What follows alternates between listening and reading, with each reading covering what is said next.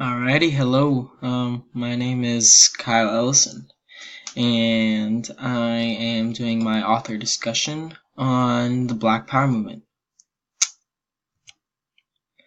So, to start off with, I'm going to talk about a little bit of the background of the Black Power movement. First all started around the 1960s and ended through the 1970s.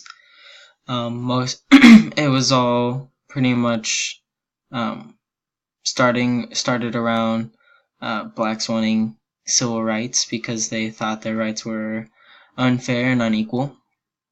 And there are many organizations throughout this Black Power movement. One organization that was for the movement, they called themselves the Black Panthers. The Black Panthers were founded by Huey P. Newton and Bobby Seale.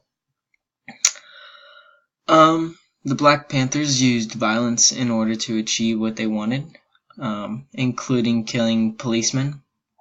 This resulted in the collapse of many insurgent groups, also resulting in anti-racist legislation and the spread of Black Power worldwide. The Black Power movement also didn't just affect just citizens. It affected professional athletes. It affected leaders, and there are many great spokesmen throughout the Black Power movement, such as Martin Luther King Jr. and Malcolm X.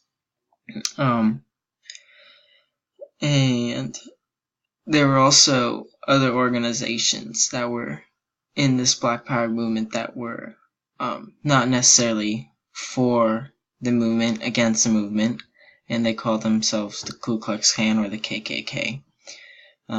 They were a very violent group, and their goal was to reestablish white supremacy fulfillment throughout the southern states, killing Catholics, Jews, blacks, and many immigrants. Also getting back to the sports subject of the background, you will notice throughout in this presentation when I talk about the sports that many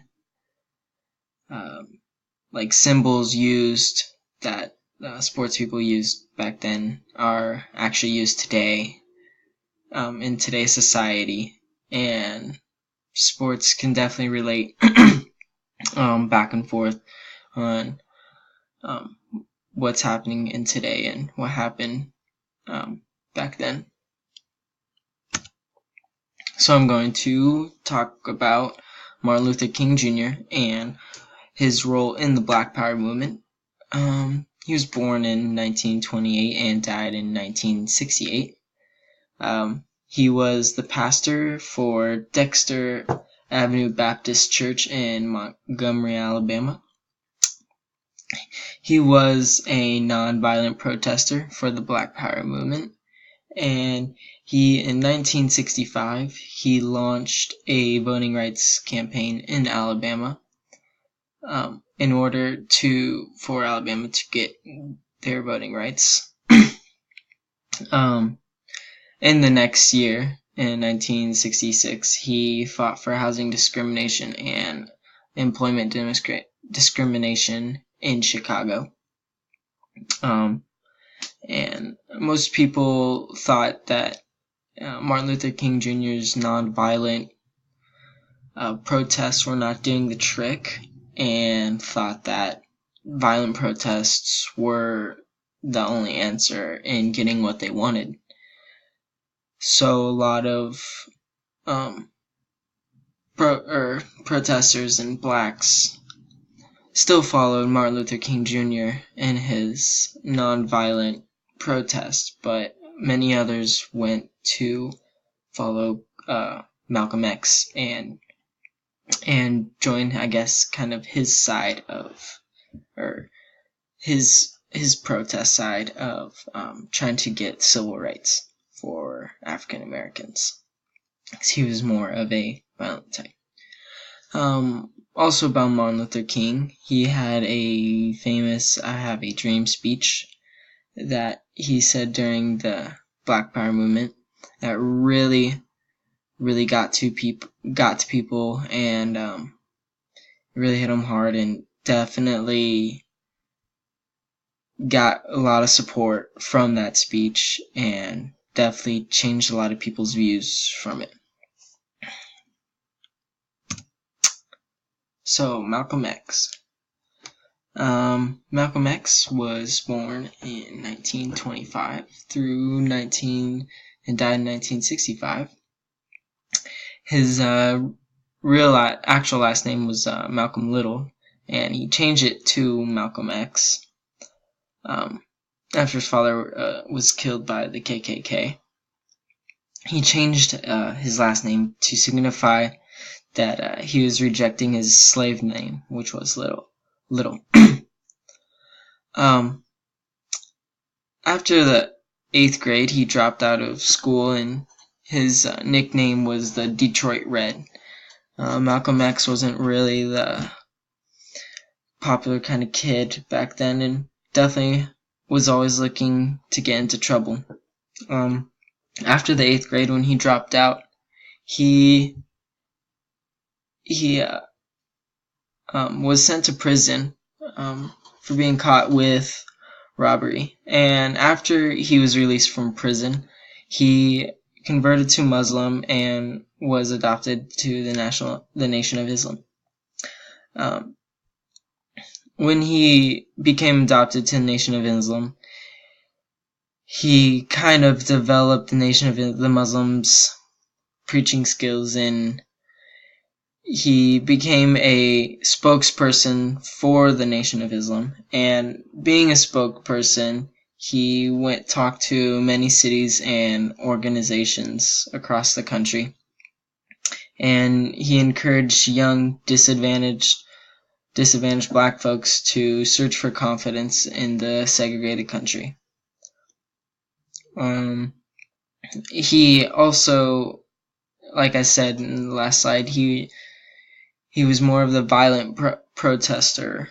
So he disagreed with Martin Luther King Jr. on his non-violent protests during the Civil Rights Movement to get what he wanted to get.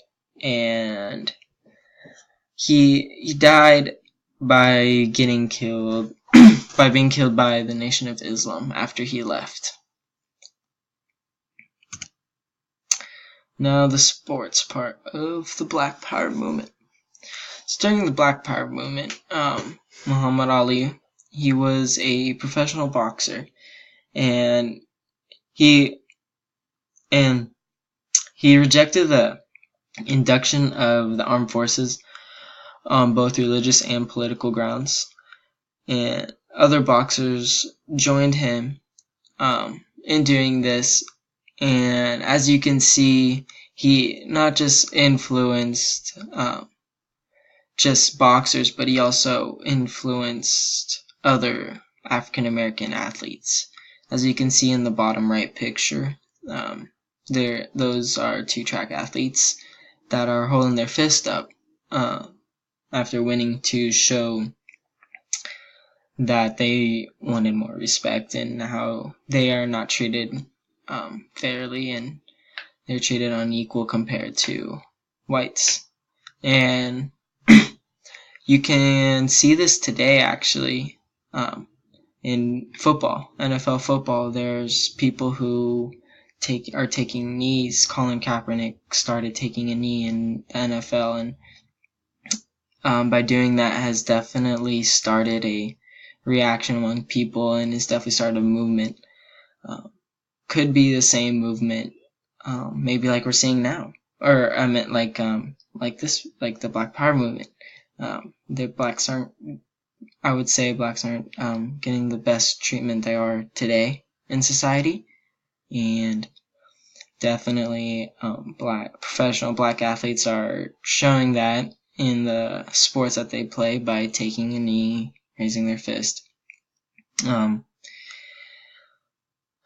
and much others. not only Muhammad Ali was a famous professional African American in the movement, but Jackie Robinson, he was a professional baseball player, and he broke the color barrier for baseball in 1942, and he was abused throughout his whole life, even playing baseball. When he played baseball, he didn't even get the best fan base. No one liked him because of his skin color, and he just wasn't liked in the league.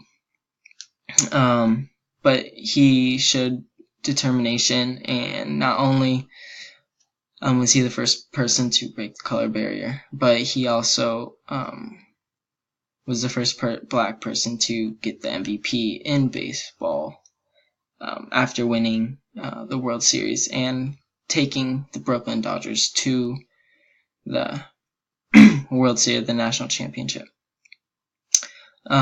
42 was his number, and actually today, 42, no one can ever wear that number because it is sacred to him and him only, and yeah.